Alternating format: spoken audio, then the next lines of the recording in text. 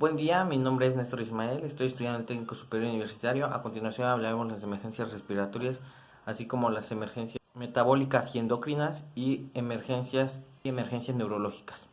Bueno, a continuación hablaremos de la primera emergencia, que es la emergencia respiratoria. Bueno, la primera enfermedad que trataremos es la laringotraquitis. La laringotraquitis es una enfermedad infecciosa aguda, la cual afecta primordialmente a la población menor de 6 meses a 3 años, la cual causa una obstrucción de la vía aérea alta. Hablaremos de su etiología. Su etiología es una infección que va de la subglótica de la laringe, la cual es ocasionada por agentes virales, los cuales ocasionan la obstrucción de la vía aérea superior, las vías aéreas respiratorias superiores. Esto ocasiona que los pacientes empiecen con dificultad respiratoria. Ok, su clasificación se clasifica en cuatro, lo que es leve, moderado y severo. En el primero es el estado mental, cuando el estado mental se encuentra bien, posteriormente es el leve, luego sigue el moderado. En el moderado es cuando se empieza a encontrar un poco agitado y ansioso, y el severo es cuando el paciente se encuentra demasiado ansioso o agitado. También se puede encontrar en estado letárgico. Ahora, cuando valoramos los estridores, cuando valoramos los campos pulmonares en un paciente leve no se marcan demasiado, no se escuchan, se encuentran ausentes. Cuando se encuentra moderado se escuchan los estridores ligeramente, pero cuando se encuentra en reposo y está totalmente quieto, se escucha demasiado y ya es un cuadro de estridores demasiado reflejado, demasiado fuerte. De los tiroides intercostales en el leve se encuentran ausentes, si se encuentran ausentes o leves. Y cuando se encuentra en el moderado sí se logran observar levemente, y cuando se encuentran en el severo son demasiadamente marcados. Asimismo, la frecuencia cardíaca del pediátrico. En el leve, la frecuencia cardíaca del pediátrico es normal. Posteriormente, cuando es moderada, se encuentra en un estadio algo más elevada de lo normal. Y cuando se encuentra grave, se encuentra demasiadamente elevada, la frecuencia cardíaca muy aumentada. La frecuencia respiratoria, los pacientes pediátricos recordemos que no hablan, por lo tanto nos vamos a valorar como balbucean. Hay pacientes que balbucean cuando es leve, los pacientes balbucean. Cuando es en estado un poquito moderado, el paciente ya no balbucea y ya no puede digerir la comida, por lo mismo de la obstrucción de la vía aérea. Pues, cuando es un paciente grave, el paciente no come ni balbucea y aumenta la frecuencia respiratoria y el paciente tiende a jadear. La saturación de oxígeno es leve cuando el paciente satura mayor a 95. Cuando satura de 95 a 92 se considera moderado, y menor a 92 se considera un paciente ya grave. Eso haciendo referencia en la evaluación de la obstrucción de la vía aérea. Haciendo referencia a la obstrucción de la vía aérea respiratoria. La laringotraquitis aguda tiene una evolución de 1 a 3 días, en la cual se ve afectada la vía respiratorias altas, la cual se caracteriza por la tos ronca. La tos ronca se encuentra también en lo que es la afonía y dificultad para respirar. Asimismo, hay una dificultad respiratoria cuando el paciente se encuentra en posición horizontal, tiende a tener una alteración en el patrón respiratorio, a presentarse llanto en los que son los pediátricos y agitación, por lo mismo de que no pueden respirar en una posición acostada a estar en posición semifolia. El tratamiento inicial a este tipo de pacientes es la aplicación de oxígeno y llevarlo en una posición cómoda, ¿vale? Asimismo es necesario nebulizarlo en casos graves. El paciente se tendrá que nebulizar. El tratamiento inicial a este tipo de pacientes es colocar oxígeno y trasladarlo en una posición Fowler para evitar la obstrucción de la vía aérea. Asimismo, recordemos que el uso de medicamentos también podemos ocupar la epinefrina, pero en forma de nebulización. Vamos a aplicar 0.5 por kilogramo de peso, eso no pasando de 5 ampolletas diluidas en 10 miligramos de solución salina. La siguiente enfermedad de la que hablaremos será de la epiglotis, de la vía aérea. Es una enfermedad y es una de las más frecuentes, las cuales afectan a los pediátricos, y es la inflamación la inflamación de la epiglotis, en la cual se ve reflejada la dificultad respiratoria de nuestro paciente. Asimismo, es una enfermedad rara, ya que el hecho de que las vacunas han evolucionado, se ha convertido un poco en ciertas instancias rara. Asimismo, ahora vamos a sospechar de los pacientes que no han sido vacunados, y sospecharemos de que probablemente tiene una infección de la epiglotis. Sus signos y síntomas. Estos tipos de pacientes no tienen, cuando degluten, o sea, cuando comen, es muy difícil y es muy doloroso para ellos. Asimismo, la posición en la que ellos se acomodan, no se acomodan con la cabeza hacia atrás para tener una mayor permeabilidad de que pase el oxígeno hacia su tracto respiratorio. Hay cianosis y palidez generalizada en este tipo de pacientes cuando ya están en un grado crítico. Signos y síntomas de la epiglotis es ronquera, dificultad para deglutir, como ya lo habíamos mencionado anteriormente. Asimismo, hay disnea, hay cianosis, tos constante. Los pacientes tienden a toser de forma constante, como si se estuviera una basurita y empiezan a toser.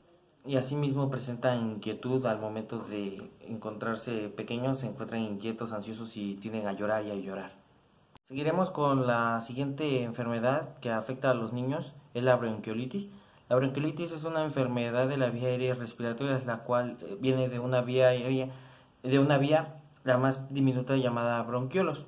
Eso se genera por una infección en los mismos, los cuales producen demasiada tos y dificultad para respirar en los menores. Estas vías aéreas se inflaman, se hinchan y tienden a tener mucosidad en su interior, para lo cual afecta la dificultad respiratoria en los bebés. La bronquiolitis afecta a los niños ya que sus fosas nasales o su nariz es demasiado pequeña, igual que sus vías aéreas respiratorias, por lo cual tienden a tener una mayor dificultad respiratoria. También se han hecho estudios que este tipo de enfermedad afecta principalmente a los masculinos, bueno, a los bebés masculinos, de sexo masculino, asimismo a los que se encuentran con demasiada gente, que viven con demasiada gente, se ven afectados por la bronquiolitis. Y de igual manera afecta a los bebés que se encuentran prematuros. Estos síntomas duran de 2 a 3 días. Asimismo, empiezan con una tos y se empiezan a escuchar lo que son las sibilancias en este tipo de pacientes, por lo cual es necesario llevarlos al médico.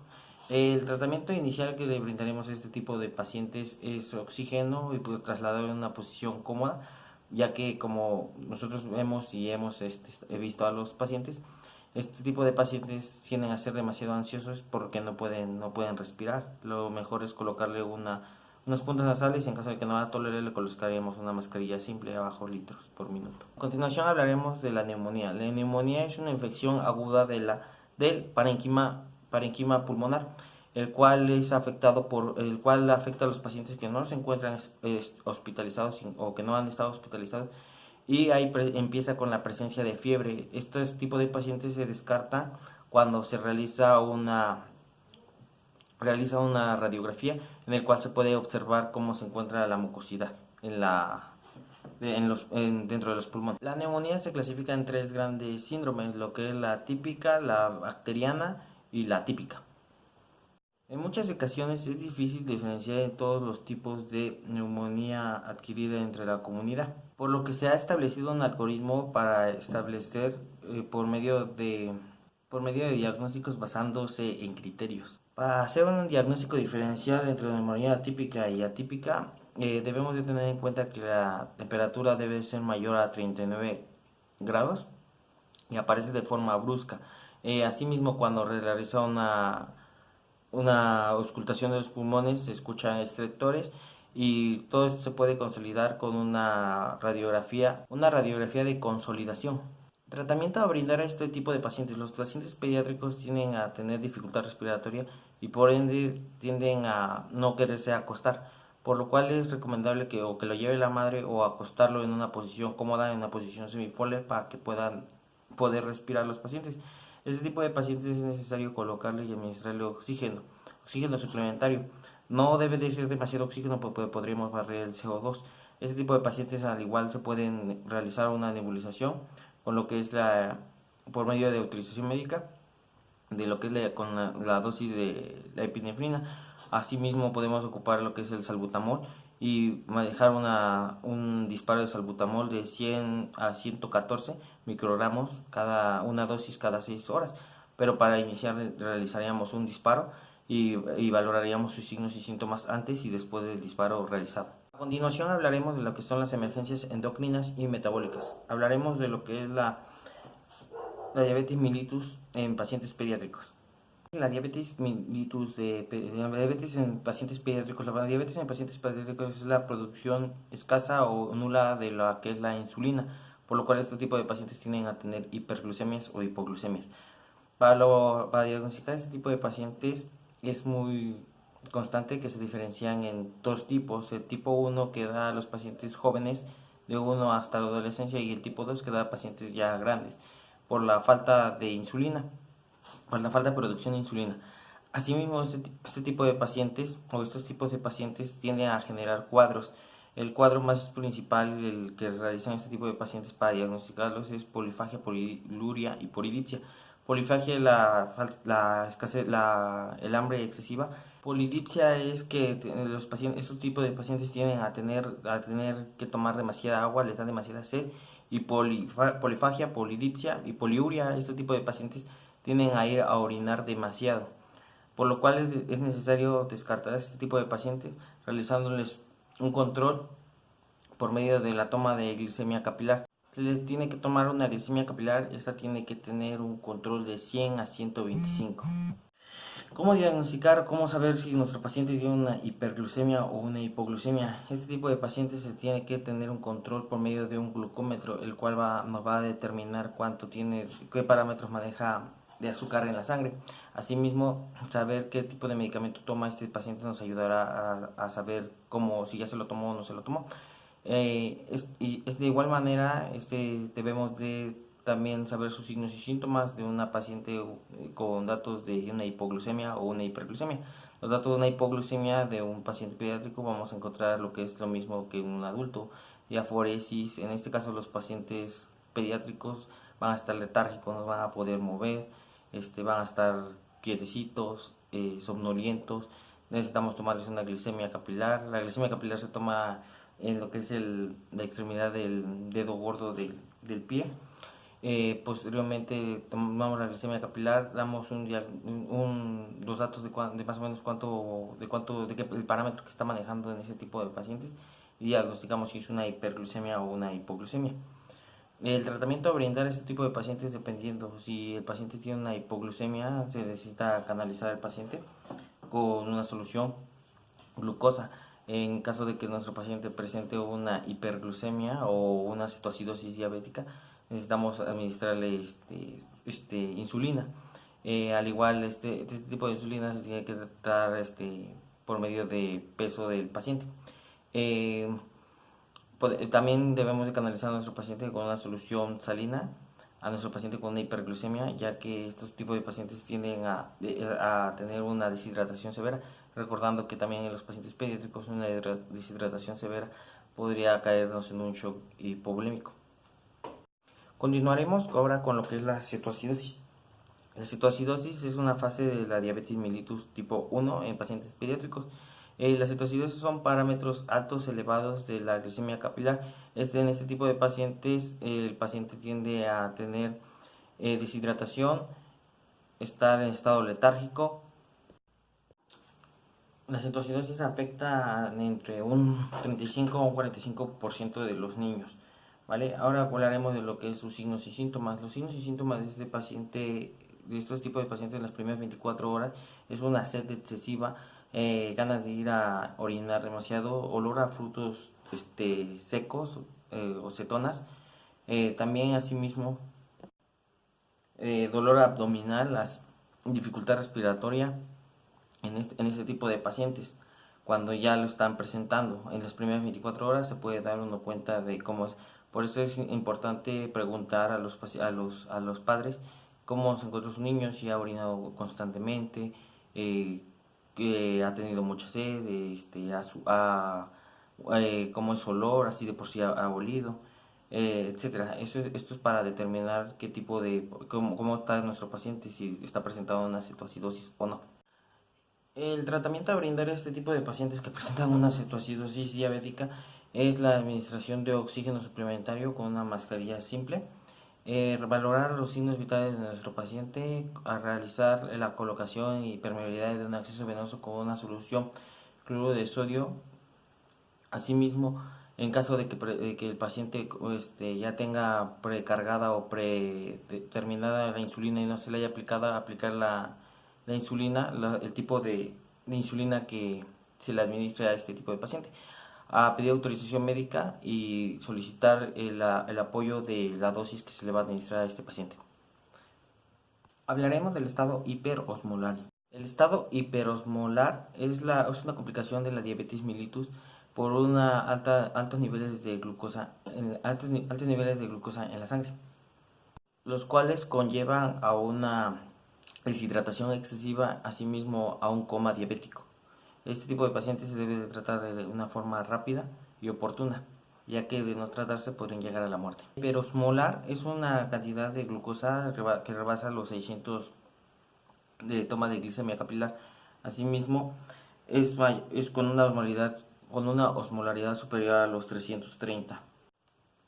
Su cuadro clínico de la hiperosmolaridad es una deshidratación severa, asimismo convulsiones en estos pacientes tienden a convulsionar, una glicemia mayor a los 600, una glicemia mayor a 600. Asimismo, los pacientes tienden a ser letárgicos o pierden el estado de conciencia. Hay olor igual a frutos, y este tipo de pacientes debe de brindar un correcto y tratamiento adecuado de forma oportuna, porque si no el paciente llegaría a la muerte. El tratamiento a brindar a este tipo de pacientes es la colocación de oxígeno suplementario, asimismo la toma de glicemia capilar, saber qué parámetros se maneja el paciente. Se deberá de aplicar insulina de 0.05 unidades o 0.01 unidades por kilogramo de peso al paciente. Posteriormente se deberá de checar sus signos vitales, o sea, la glicemia capilar en este caso, que es la que nos interesa. Asimismo, trasladar a nuestro paciente de una forma adecuada con la colocación de oxígeno, como ya habíamos determinado anteriormente. Hablaremos de la epilepsia. La epilepsia es un trastorno provocado por la actividad eléctrica de las neuronas dentro de la corteza cerebral. Esto ocasiona que estos tipos de pacientes tiendan a convulsionar o tener pérdida del estado de alerta de forma repentina. La mayoría de estos pacientes que convulsionan por fiebre es porque tienen alguna infección. Una meningitis podría ser el desencadenante de que este paciente tienda a convulsionar.